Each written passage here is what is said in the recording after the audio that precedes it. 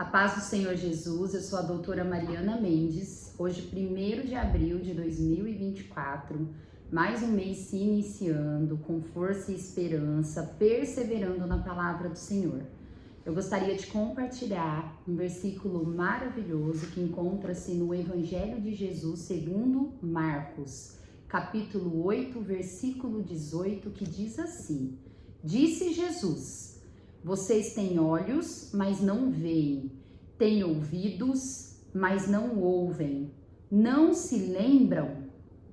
Irmãos, essa fala de Jesus foi diretamente aos seus discípulos, onde o repreendiam por eles não entenderem tudo o que estava acontecendo. Mesmo eles andando com Jesus, vendo as curas, vendo os milagres, os discípulos ainda discutiam sobre coisas que não precisavam discutir. Jesus falava em parábolas, muitas vezes diretamente, e eles não conseguiam interpretar de forma adequada. Muitas vezes Jesus repetia coisas que ele já tinha falado sobre o determinado assunto, mas talvez usando palavras e formas diferentes, e mesmo assim os discípulos não se tocavam e sempre eles tinham que explicar com detalhes o que ele estava dizendo. E Jesus nessa hora interrogou para eles: vocês não têm olhos, mas parece que não vê? Vocês têm ouvido e parece que não ouve? Vocês não se lembram que isso que está acontecendo já aconteceu e foi resolvido? Essa é a minha conjectura. E assim somos nós. Assim é o povo.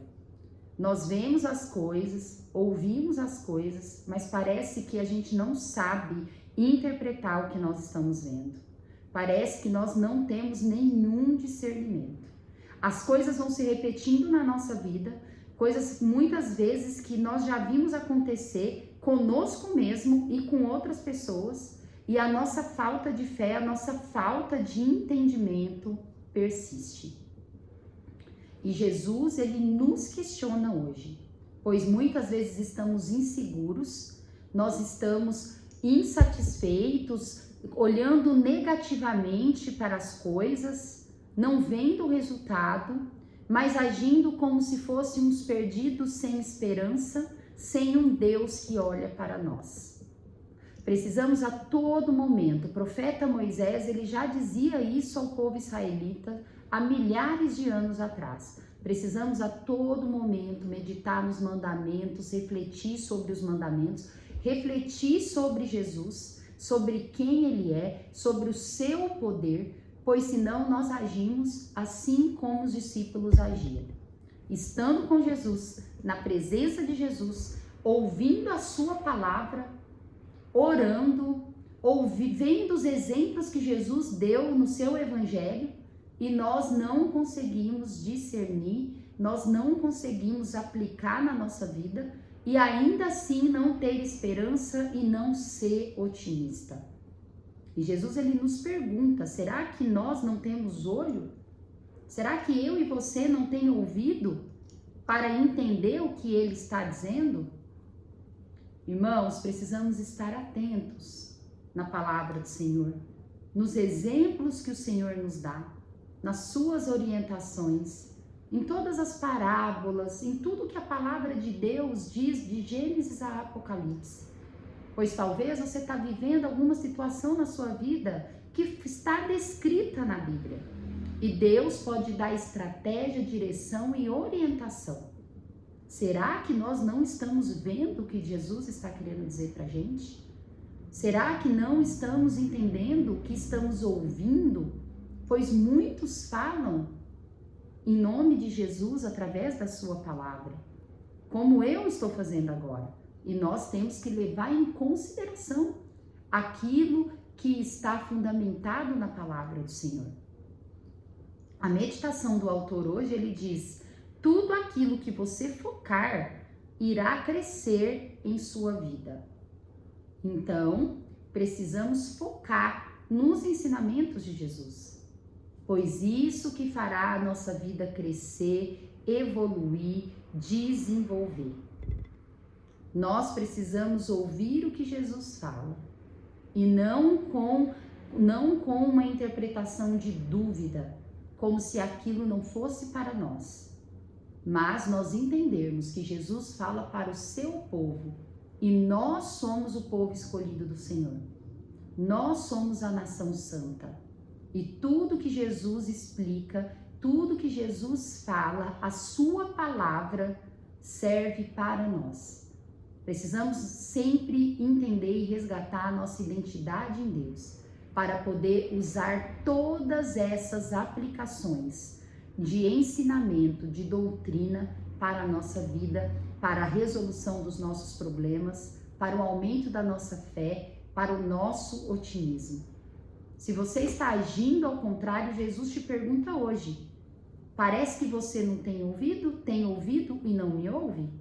Tem olhos e não me vê? Não se lembra de tudo que eu já fiz? É isso que Jesus nos questiona hoje.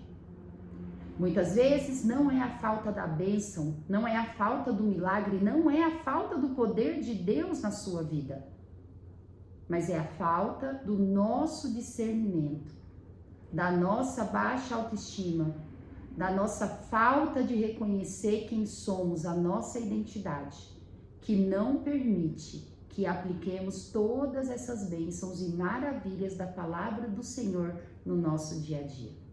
Reflita sobre isso, sobre qual é a nossa atitude perante o que Jesus fala. Está nós agindo como aqueles discípulos? Ou não? Conseguimos compreender, ser otimistas e perseverantes diante de tudo que Jesus já demonstrou e o poder dele que está sobre cada um de nós. Foque na palavra do Senhor. Foque naquilo que fará a sua vida crescer. Amém? A palavra de hoje, a leitura bíblica de hoje, está no Salmos 40. O Salmos 40, escrito pelo rei Davi, por uma pessoa que sabia fazer o que Jesus questionou os discípulos: colocar em prática a tua palavra, orar, clamar, louvar, adorar a Deus, que sabia se preocupar com as coisas do Senhor. Davi, ele era uma pessoa que ele se preocupava com o Senhor, ele temia o Senhor. Quando ele falhava, ele ficava imensamente perturbado e triste, pois ele se preocupava com o que o Senhor estava pensando sobre ele. E não somente sobre os pensamentos do Senhor. Davi se preocupava com as coisas do Senhor. Aonde o Senhor ia morar, no seu templo, onde ficaria a arca. Como que ele faria para ensinar o povo a continuar adorando o Senhor, a conhecer a sua palavra. Davi ele escreveu diversos salmos e orações em forma de louvor, de música, para poder ensinar o seu povo. Tanto que todos esses salmos de Davi que ficaram registrados, até os dias de hoje, são cantados, seja pelos cristãos, seja pelos judeus. Pois grandes ensinamentos Davi ensinou sobre Deus através dos seus salmos. Davi é um exemplo a ser seguido por nós, de atitude com o Senhor, que eu e você podemos aprender como Davi. Vamos ler o Salmo 40 e vamos refletir neste salmo. Coloquei toda a minha esperança no Senhor. Ele se inclinou para mim e ouviu o meu grito de socorro. Ele me tirou de um poço de destruição, de um atoleiro de lama, pôs os meus pés sobre uma rocha e firmou-me num local seguro. Pôs um novo cântico na minha boca, um hino de louvor ao nosso Deus. Muitos verão isso e temerão e confiarão no Senhor. Como é feliz o homem que põe no Senhor a sua confiança e não vai atrás dos orgulhosos, dos que se afastam para seguir deuses falsos. Senhor meu Deus, quantas maravilhas tens feito! Não se pode relatar os planos que preparaste para nós. Eu queria proclamá-los e anunciá-los, mas são por demais numerosos. Sacrifício e oferta não pediste, mas abriste os meus ouvidos. Holocaustos e ofertas pelo pecado não exigiste. Então eu disse: aqui estou, no livro está escrito a meu respeito.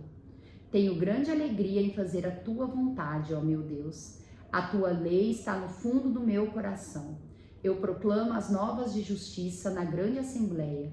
Como sabe, Senhor, não fecho os meus lábios. Não oculto no coração a tua justiça. Falo da tua fidelidade, da tua salvação. Não escondo da grande assembleia a tua fidelidade e a tua verdade. Não negues a tua misericórdia, Senhor, que o teu amor e a tua verdade sempre me protejam, pois incontáveis problemas me cercam e as minhas culpas me alcançaram e já não consigo ver.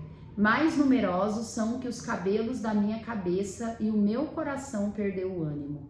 Agrada-te, Senhor, em libertar-me. Apressa-te, Senhor, a ajudar-me. Sejam humilhados e frustrados todos os que procuram tirar minha vida. Retrocedam desprezados os que desejam a minha ruína. Fiquem chocados com a sua própria desgraça os que zombam de mim. Mas regozijem-se e alegrem-se em ti todos os que te buscam. Digam sempre àqueles que amam a tua salvação: grande é o Senhor. Quanto a mim, sou pobre e necessitado, mas o Senhor preocupa-se comigo. Tu és o meu socorro e o meu libertador.